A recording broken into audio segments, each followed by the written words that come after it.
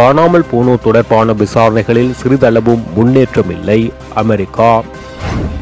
நல்லூர் துப்பாக்கி சூட்டு சம்பவம், நீதிபதி இளஞ்செழியன் சாட்சியம்.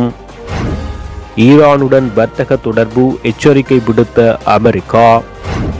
வடமாகாண வேலையற்ற பட்டதாரிகள் கவன ஈர்ப்பு போராட்டத்துக்கு அழைப்பு. இந்திய முதலீட்டாளர்கள் குழுவினருக்கும் அமைச்சர் டக்ளஸ் தேவானந்தாவுக்கும் இடையில் முக்கிய சந்திப்பு. உயிர்த்த ஞாயிறு தாக்குதல் விசாரணை தொடர்பாக இனி கோரிக்கை முன்வைக்க மாட்டோம், சஜித் பிரேமதாசா. வேலை வாய்ப்புக்காக வெளிநாடு செல்பவர்களுக்கு விடுக்கப்பட்டுள்ள எச்சரிக்கை. பாகிஸ்தானின் இலங்கைக்கான புதிய உயர்ஸ்தானிகர் சபாநாயகருடன் சந்திப்பு. தொடர்பான விரிவான செய்திகள். இலங்கையில் காணாமல் போனவர்கள் தொடர்பிலான விசாரணைகளில் சிறிதளவு முன்னேற்றமும் ஏற்படவில்லை என அமெரிக்கா தெரிவித்துள்ளது. 2023 உலக நாடுகளில் மனித உரிமை நிலவரம் குறித்து தனது வருடாந்த அறிக்கையில் அமெரிக்க இராஜாங்க திணைக்களம் இதனை தெரிவித்துள்ளது. 1983 ஆண்டு முதல் 2009 ஆண்டு வரை இடம்பெற்ற மனித உரிமை துஷ்பிரயோகங்கள் தொடர்பிலான விசாரணைகளில் சிறிதளவு முன்னேற்றமும் இல்லை. அதேபோல் 1988-89 ஜேபிபி கிளர்ச்சி காலத்தில் இடம்பெற்ற மனித உரிமை துஷ்பிரயோகங்கள் குறித்த விசாரணைகளிலும் எந்த முன்னேற்றமும் இல்லை என அமெரிக்க இராஜாங்க திணைக்களம் தெரிவித்துள்ளது. அதிகளவில் கவனத்தை ஈர்த்த காணாமல் போன சம்பவங்கள் குறித்த விசாரணைகளிலும் முன்னேற்றமில்லை என அமெரிக்க இராஜாங்க திணைக்களம் தெரிவித்துள்ளது. முன்னாள் கடற்படை தளபதி பசந்த கர்ணகூட தொடர்புபட்ட 2008-2009 கொழும்பில் 11 தனிநபர்கள் கடத்தப்பட்டு காணாமல் போன சம்பவம் தொடர்பிலான விசாரணைகளிலும் எந்தவித முன்னேற்றமும் ஏற்படவில்லை. எனினும் மனித உரிமை மீறல்களில் குற்றச்சாட்டுகளுடன் தொடர்புபடாத காரணங்களுக்காக ஜனாதிபதி ரணில் விக்ரமசிங்க வடமேல் மாகாண ஆளுநர் பதவியிலிருந்து கர்ணகூடவை நீக்கினார் என அமெரிக்க இராஜாங்க திணைக்களம் தெரிவித்துள்ளது. 2023 இலங்கை அரசாங்கத்தின் அதிகாரிகள் சார்பில் எவரும் காணாமல் ஆக்கச் செய்யப்பட்டதாக அறிக்கைகள் எவையும் கிடைக்கப்படவில்லை என அமெரிக்க இராஜாங்க திணைக்களம் தெரிவித்துள்ளதுடன் அக்டோபர் இறுதி வரை எவரும் காணாமல் போக செய்யப்பட்டதாக தனக்கு அறிக்கைகள் எவையும் கிடைக்கவில்லை என காணாமல் போனோர் அலுவலகம் குறிப்பிட்டுள்ளதாகவும் தெரிவிக்கப்பட்டுள்ளது. இலங்கை அரசாங்கமும் அதன் முகவர்களும் கண்மூடித்தனமான அல்லது சட்டவிரோத கொலைகளில் ஈடுபட்டனர், பல தகவல்கள் வெளியாகியுள்ளன என அமெரிக்க இராஜாங்க திணைக்களம் தெரிவித்துள்ளது. போலீசாரின் தடுப்பில் பல உயிரிழப்புகள் இடம்பெற்றுள்ளது, பல சம்பவங்கள் ஒரே மாதிரியானவையாக காணப்பட்டது என அமெரிக்க இராஜாங்க திணைக்களம் தனது வருடாந்த அறிக்கையில் தெரிவித்துள்ளது. குற்றம் இடம்பெற்ற பகுதிக்கு விசாரணைக்காக சந்தேக நபர்களை போலீசார் கொண்டு சென்ற வேளையில் பல கொலைகள் இடம்பெற்றன என தெரிவித்துள்ள அமெரிக்க இராஜாங்க திணைக்களம், விசாரணையின் போது சந்தேக நபர்கள் தங்களை தாக்கிவிட்டு தப்பியோட முயற்சித்தனர் என போலீசார் தெரிவித்துள்ளதாகவும் சுட்டிக்காட்டியுள்ளனர். 2017 ஆண்டு ஜூலை மாதம் நல்லூர் ஆலய பின்புற வீதியில் நடந்த துப்பாக்கிச்சூடு சம்பவம் தொடர்பாக மேல் நீதிமன்ற நீதிபதி இளஞ்செழியன் யாழ்ப்பாண மேல் நீதிமன்றத்தில் நேற்று சாட்சியம் அளித்தார். 2017 ஆண்டு ஜூலை மாதம் 22ஆம் தேதி மாலை அந்த சமயம் யாழ்ப்பாண மேல் நீதிமன்ற நீதிபதியாக இருந்த இளஞ்செழியன் நல்லூர் பின்புற வீதியில் காரில் பயணித்த போது மேற்கொள்ளப்பட்ட துப்பாக்கி சூட்டில் அவரது மெய்ப்பாத காவலர் ஒருவர் உயிரிழந்தார், மற்றொருவர் படுகாயமடைந்தார். இந்த சம்பவம் தொடர்பிலான சுருக்க முறையற்ற வழக்கு விசாரணைகள் யாழ் நீதவான் நீதிமன்றத்தில் நடைபெற்று சட்டமாதிப திணைக்களத்துக்கு வழக்கு பாரப்படுத்தப்பட்டது. சட்டமாதிப திணைக்களத்தால் யாழ் மேல் நீதிமன்றத்தில் குற்றப்பெயர்வு பத்திரம் தாக்கல் செய்யப்பட்டதை அடுத்து யாழ் மேல் நீதிமன்ற நீதிபதி டெனிஸ் சாந்தன் சூசைதாசன் முன்னிலையில் இந்த வழக்கு விசாரணைகள் முன்னெடுக்கப்பட்டு வருகின்றன. மேல் நீதிமன்ற நீதிபதி இளஞ்செழியன் நேற்று யாழ்ப்பாண மேல் நீதிமன்றத்தில் சாட்சியம் அளித்தார். அரசு சட்டவாதி நாகரட்னம் நிசாந்தும் எதிர்க்கட்சி தரப்பு வாதியுமான சர்மினி பிரதீபனும் செயற்பட்டனர்.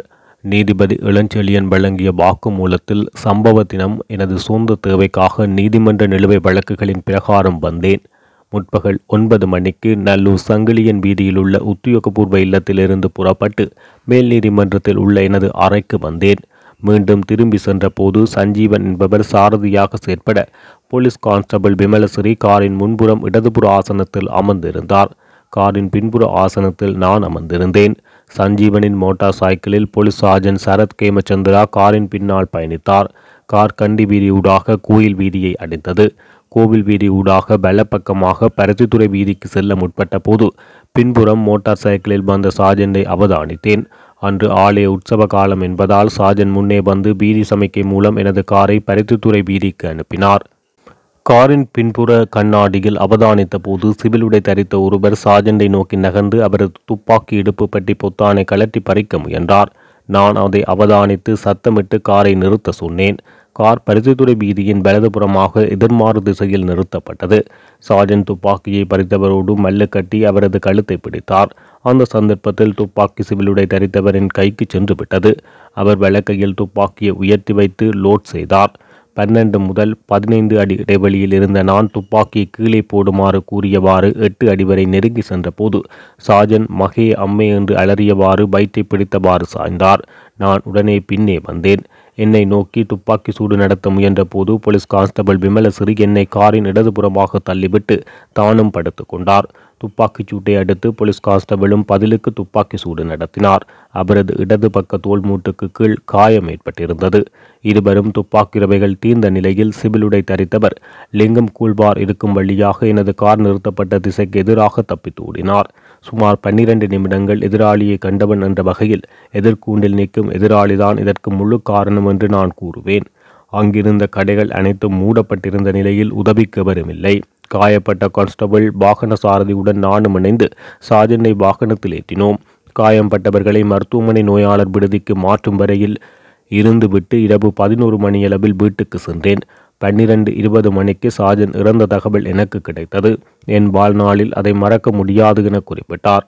எதிராளி சார்பில் முன்னிலையான சட்டத்தரணி சர்மினி பிரதீபன், நீங்கள் சொந்த தேவைக்காகவே வந்திருந்தீர்கள். உங்களது மெய்ப்பாதுகாவலர் உங்கள் வாகன சாரதி சஞ்சீவனின் வாகனத்தில் பயணிக்க அனுமதி இருந்ததா என்று கேள்வி எழுப்பினார். பிரதான சந்தேக நபரின் அண்ணனின் வீடு சம்பவ இடத்துக்கு அருகில் காணப்படுகின்றது. அவரும் குடும்பத்தினரும் அங்கே இருந்தனர். முச்சக்கர வண்டி சாரதிகளுக்கிடையே பிரச்சினை ஏற்பட்டது. அதை கேட்க வந்த போலீஸ் சார்ஜனே துன்பகரமாக உயிரிழந்தார். உங்களை கொலை செய்ய வேண்டும் என்ற எண்ணத்துடன் இந்த சம்பவம் இடம்பெறவில்லை என்று சட்டத்தரணி குறிப்பிட்டார். அதை நிராகரித்த மேல் நீதிமன்ற நீதிபதி மா இளஞ்செழியன், நல்லூர் சந்தி என்பது சுட்டு விளையாடுவதற்கான இடம் அல்ல என குறிப்பிட்டார். சாட்சிய பதிவு நிறைவுற்ற பின்னர் பலத்த பாதுகாப்புடன் மேல் நீதிமன்ற நீதிபதி மா இளஞ்செழியன் நீதிமன்றத்தில் இருந்து வெளியேறினார். ஈரானுடன் வர்த்தகம் செய்யும் நாடுகளுக்கு எதிராக பொருளாதார தடை விதிக்கும் அபாயம் உள்ளதாக அமெரிக்கா எச்சரிக்கை விடுத்துள்ளது. ஈரானிய ஜனாதிபதி இப்ராஹிம் ரைசி தனது 3 நாள் பாகிஸ்தானுக்கான விஜயத்தை முடித்துக்கொண்டு நேற்று இலங்கை வந்தடைந்ததை அடுத்து அமெரிக்கா இந்த எச்சரிக்கையை விடுத்துள்ளது. ஜனாதிபதி இப்ராஹிம் ரைசியின் பாகிஸ்தான் விஜயத்தின் போது ஈரானுக்கும் பாகிஸ்தானுக்கும் இடையில் 8 புரிந்துணர்வு ஒப்பந்தங்கள் கைச்சாத்திடப்பட்டதுடன் இரு நாடுகளுக்கும் இடையிலான வர்த்தகத்தை $10 பில்லியன் அதிகரிக்க முன்மொழியப்பட்டது. இந்த நிலையில் நேற்று ஜனாதிபதி இப்ராஹிம் ரைசி இலங்கை விஜயத்தை மேற்கொண்டு உமாவியா பல்நோக்கு அபிவிருத்தி திட்டத்தினை உத்தியோகபூர்வமாக திறந்து வைத்துள்ளார். அத்தோடு இந்த விஜயத்தின் போது இலங்கை மற்றும் ஈரான் 5 ஒப்பந்தங்களில் கைச்சாத்திடவுள்ளமையும் குறிப்பிடத்தக்கது. தற்போதுள்ள தேசிய அடையாள அட்டையை விட சிறந்த அடையாள அட்டையை வழங்க நடவடிக்கை எடுக்கப்படும் என பொதுமக்கள் பாதுகாப்பு அமைச்சர் டிரான் அலஸ் தெரிவித்துள்ளார். அதற்கான டெண்டர்கள் திறக்கப்பட்டு தற்போதுள்ள தேசிய அடையாள அட்டையில் பார் குறியீடு நீக்கப்பட்டு அதற்கு பதிலாக QR குறியீட்டுடன் கூடிய புதிய அடையாள அட்டை விரைவில் வழங்கப்படும் என அமைச்சர் குறிப்பிட்டுள்ளார். நுவரேலியாவில் ஆட்பதிவு திணைக்களத்தின் புதிய அலுவலகத்தை திறந்து வைத்து உரையாற்றும் போது அவர் இதனை தெரிவித்துள்ளார். இதேவேளை தேசிய அடையாள அட்டைகளை பெற்றுக்கொள்ள 340 இடங்கள் உள்ளதாகவும் குறிப்பிட்டுள்ளார். அரசாங்கத்துக்கு நிதி பிரச்சனைகள் இருப்பதாகவும் ஆனால் மக்களுக்கு சேவைகளை வழங்குவதற்காக நாடு முழுவதும் பல அலுவலகங்கள் திறக்கப்படும் என அமைச்சர் தெரிவித்துள்ளார். இந்திய முதலீட்டாளர்கள் குழுவினருக்கும் கடற்றொழில் அமைச்சர் டக்ளஸ் தேவானந்திற்கும் இடையிலான சந்திப்பு நேற்றைய தினம் இடம்பெற்றது. கொழும்பில் உள்ள கடற்தொழில் அமைச்சின் அலுவலகத்தில் இடம்பெற்ற இந்த சந்திப்பில் இலங்கையில் நண்டு வளர்ப்புக்கு பொருத்தமான இடங்களில் முதலீடுகளை செய்வதற்கும் உற்பத்தியை அதிகரிக்க செய்வதனூடாக குறித்த தொழிலில் ஈடுபடுவோருக்கு வருமானத்தை அதிகரிக்க செய்ய முடியும் என முதலீட்டாளர்கள் அமைச்சருக்கு சுட்டிக்காட்டியுள்ளனர். இந்த சந்திப்பில் கடற்தொழில் அமைச்சர் டக்ளஸ் தேவானந்தா மற்றும் துறைசார் அதிகாரிகளும் கலந்து கொண்டமை குறிப்பிடத்தக்கது. ஸ்ரீலங்கா சுதந்திர கட்சியில் ஏற்பட்டுள்ள முரண்பாடுகள் தொடர்பில் கலந்துரையாடுவதற்கு இன்று அழைப்பு விடுக்கப்பட்டுள்ளது. இதன்படி இன்று பிற்பகல் 3 மணிக்கு கொழும்பு டிபி ஜியாமாவத்தையில் உள்ள ஐக்கிய மக்கள் சுதந்திர முன்னணியின் தலைமை அலுவலகத்தில் கலந்துரையாடல் நடைபெற உள்ளதாக ஐக்கிய மக்கள் சுதந்திர முன்னணியின் பொதுச் செயலாளர் திலங்க சுமதிபால தெரிவித்துள்ளார். இதன்படி ஸ்ரீலங்கா சுதந்திர கட்சியை பிரதிநிதித்துவப்படுத்தும் அனைத்து பாராளுமன்ற உறுப்பினர்கள், முன்னாள் மாகாண சபை உறுப்பினர்கள், ஆசன அமைப்பாளர்கள் ஆகியோர் இதில் கலந்து கொள்வார்கள் என அவர் குறிப்பிட்டுள்ளார்.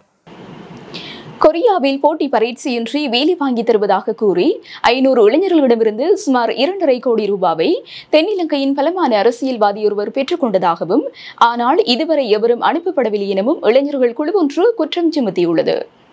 அரசாங்கத்தின் ஊடாக போட்டி பரீட்சையின்றி கொரியாவில் வேலை வாங்கி தருவதாக குறித்த இளைஞர்களிடம் தெரிவிக்கப்பட்டுள்ளது. இதற்காக தென்னிலங்கையில் அந்த அரசியல்வாதி 500 இளைஞர்களிடமிருந்து தலா 40,000 ரூபாய் பணம் பெற்றுக்கொண்டதாகவும் தலா 1,500 ரூபாய் கட்டணமாக பெற்று பயிற்சி வழங்கியதாகவும் தெரிவித்துள்ளனர். கொழும்பு மகாகுல பிரதேசத்தில் 6 நாட்களாக இடம்பெற்ற பயிற்சியில் இளைஞர்கள் குழு ஒன்று கலந்து கொண்டதாகவும் இந்த இளைஞர்கள் குறிப்பிட்டுள்ளனர். விவசாயத்துறையில் பரீட்சையின்றி உடனடியாக வேலைவாய்ப்பு வழங்கப்படும் என அரசியல்வாதி கூறியதாகவும் ஒரு மாவட்டத்துக்கு 50 வேலை வாய்ப்புகள் கிடைத்துள்ளதாகவும் கூறியுள்ளார். பயிற்சிக்கு சென்ற ஒவ்வொரு இளைஞனும் இந்த அரசியல்வாதியிடம் போலீஸ் அறிக்கை உள்ளிட்ட ஆவணங்களை கையளித்து 2 மாதங்கள் கடந்துள்ள நிலையில் ஒரு இளைஞன் கூட கொரியாவுக்கு வேலைக்கு அனுப்பப்படாததால் செலவு செய்த பணத்தை மீண்டும் மீளப் பெறுவதில் நிச்சயமற்ற நிலை ஏற்பட்டுள்ளதாக குறித்த இளைஞர் குழு கவலை தெரிவித்துள்ளது. உயிர்த்த ஞாயிறு தற்கொலை குண்டு தாக்குதல் சம்பவங்கள் தொடர்பில் உரிய விசாரணைகளை நடத்துமாறு இனியும் இந்த அரசாங்கத்திடம் கோரிக்கையை விடமாட்டோம் என எதிர்க்கட்சித் தலைவர் சஜித் பிரேமதாஸ் தெரிவித்துள்ளார். குறித்த விடயத்தை நேற்று உயிர்த்த ஞாயிறு தாக்குதல் சம்பவம் தொடர்பில் பாராளுமன்றத்தில் இடம்பெற்ற சபை ஒத்திவைப்பு வேலை விவாதத்தில் உரையாற்றும் போது அவர் குறிப்பிட்டுள்ளார். இது தொடர்பாக அவர் தெரிவிக்கையில், எமது அரசாங்கத்தில் விசேட விசாரணைகள் ஆணைக்குழுவினூடாக இந்த விசாரணைகள் முன்னெடுப்போம். தாக்குதலுடன் தொடர்புடைய அனைவரையும் சட்டத்தின் முன் கொண்டு வருவதுடன் அவர்களுக்கு வழங்கக்கூடிய உயர்ந்தபட்ச தண்டனையை வழங்கவும் நடவடிக்கை எடுப்போம். ஐக்கிய மக்கள் சக்தி தமது ஆட்சி காலத்தில் முன்னெடுக்கும் நடவடிக்கை தொடர்பில் ஏற்கனவே ஆரம்பித்துள்ளோம். அதாவது விசேட விசாரணை ஆணைக்குழு ஒன்றை நாங்கள் அமைப்போம். உள்நாட்டு மற்றும் வெளிநாட்டு நீதிபதிகளையும் விசேட விசாரணையாளர்களையும் கொண்டதாக விசாரணை ஆணைக்குழு அமைய வேண்டும். விசாரணைகளை வெளிப்படைத்தன்மையுடன் முன்னெடுத்து ஆணைக்குழுவால் வழங்கப்படும் பரிந்துரைகளை செயற்படுத்தி சட்டம் அதிபர் ஊடாக குற்றவியல் வழக்குகளை தொடர்ந்தும் இதற்காக விசேட நீதிமன்றத்தை அமைத்தும் மற்றும் சுயாதீன அரசாங்கத்தின் குற்றப்பத்திரிகை அலுவலகம் ஒன்றையும் அமைப்போம் என அவர் தெரிவித்துள்ளார். வெளிநாட்டு வேலைவாய்ப்புகளை வழங்குவதாக கூறி சட்டவிரோதமான முறையில் பணத்தை பெற்றுக்கொள்ளும் ஆட்கடத்தக்காரர்களை கைது செய்து சட்டத்தை நடைமுறைப்படுத்துமாறு வெளிநாட்டு வேலைவாய்ப்பு பணியத்தின் விசாரணை பிரிவிற்கு அமைச்சர் மனுஷ நாணேக்கார உத்தரவிட்டுள்ளார். இதேவேளை உரிமம் பெற்ற வெளிநாட்டு வேலைவாய்ப்பு நிறுவனத்தை தவிர வேறு எந்த தரப்பினருக்கும் வெளிநாட்டு வேலைவாய்ப்புக்கான பணத்தை பெறும் அதிகாரம் இல்லை என அமைச்சர் தெரிவித்துள்ளார். அனுராதபுரத்தை அண்மித்த பிகாரையின் விகாராதிபதி உள்ளிட்ட காவல்துறை உத்தியோகத்தர் ஒருவரும் வெளிநாட்டு வேலைவாய்ப்பை வழங்குவதாக பணம் வசூலித்த சம்பவம் தொடர்பில் முறைப்பாடுகள் கிடைக்கப்பெற்றுள்ளதாக அமைச்சர் தெரிவித்துள்ளார். இந்த நிலைமையில் முறைப்பாடுடன் தொடர்புடைய தரப்பினரை கைது செய்யுமாறு விசாரணை குழுக்களுக்கு அமைச்சர் பணிப்புரை விடுத்துள்ளார். இவ்வாறு பணம் பெறும் மோசடிகளை தடுக்க தேவையான அனைத்து நடவடிக்கைகளையும் எடுக்குமாறும் அமைச்சர் உத்தரவிட்டுள்ளார். இது தொடர்பான விசாரணைகளை விரைவாகவும் வினைத்திறனாகவும் மேற்கொள்வதற்கு சகல வசதிகளையும் வழங்குமாறு மனுஷ நாணயக்கார வெளிநாட்டு வேலைவாய்ப்பு பணியகத்தின் உயர் நிர்வாகத்துக்கு அறிவித்துள்ளார்.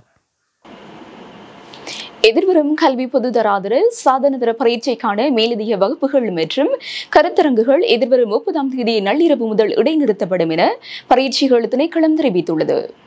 கருத்தரங்குகள் எதிர்வரும் 30ஆம் தேதி நள்ளிரவு முதல் இடைநிறுத்தப்படும் என பரீட்சைகள் திணைக்களம் தெரிவித்துள்ளது. எதிர்வரும் மே மாதம் 6ஆம் தேதி முதல் 15ஆம் தேதி வரை சாதாரணதர பரீட்சை நடைபெறவுள்ளது.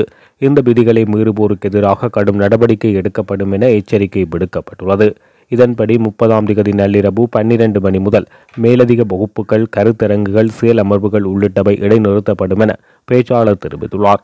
இதேவேளை பரீட்சைக்கான மேலதிக வகுப்புகளை ஏற்பாடு செய்தல் மற்றும் அதனை நடாத்துதல், கருத்தரங்குகளை நடாத்துதல் மற்றும் மாதிரி வினாப்பத்திரங்களை அச்சிடுதல் மற்றும் விநியோகித்தல் போன்றனவற்றுக்கு தடை விதிக்கப்பட்டுள்ளது. இதேவேளை அண்மையில் நடைபெற்ற உயர்தர பரீட்சையின் பெறுபேறுகள் மே மாத இறுதியில் வெளியிடப்படும் என பரீட்சைகள் திணைக்களம் தெரிவித்துள்ளது. பாகிஸ்தானின் இலங்கைக்கான புதிய உயர்ஸ்தானிகர் ஓய்வு பெற்ற மேஜர் ஜெனரல் ஃபாஹிமுல் அசீஸ் சபாநாயகர் மஹிந்த ஜாப அபிவர்த்தனவை சந்தித்துள்ளார். இந்த சந்திப்பில் பரஸ்பர நலன்கள் தொடர்பில் கவனம் செலுத்தப்பட்டதுடன் இரு நாடுகளுக்கும் இடையில் நிலவி வரும் உறுதியான நட்புறவை மேலும் வலுப்படுத்துவது தொடர்பில் கவனம் செலுத்தப்பட்டது. அத்துடன் இலங்கை மற்றும் பாகிஸ்தானுக்கு இடையில் சமய ரீதியான சுற்றுலாத்துறையை விருத்தி செய்வதற்கு எதிர்பார்ப்பதாகவும் தெரிவிக்கப்பட்டுள்ளது. மேலும் இரு நாடுகளுக்கும் இடையிலான பாராளுமன்ற நட்புறவு சங்கங்களின் நடவடிக்கைகள் உள்ளிட்ட இருதரப்பு உறவுகளை விருத்தி செய்வதற்கான எதிர்கால நடவடிக்கைகள் குறித்தும் இங்கு கலந்துரையாடப்பட்டது.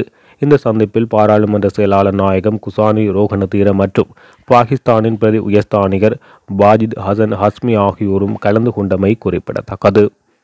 இத்துடன் ஜெஃப்னக்லரியின் மதிய நேர பிரதான செய்திகள் நிறைவடைகின்றன.